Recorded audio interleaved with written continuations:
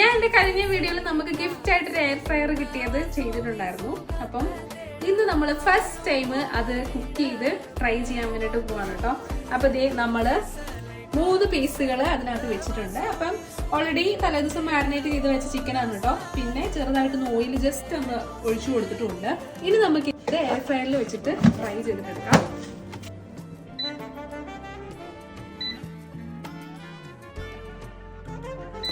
ഇതിവിടെ ഓഫ് ആയിരുന്നു. അപ്പം 25 മിനിറ്റ്സ് ഒക്കെ കഴിഞ്ഞപ്പം അതിനിടയ്ക്ക് ഞങ്ങൾ തിരിച്ചും മറിച്ചൊക്കെ ഇട്ട് കൊടുത്തു. ഓഫ് ആയിരുന്നു.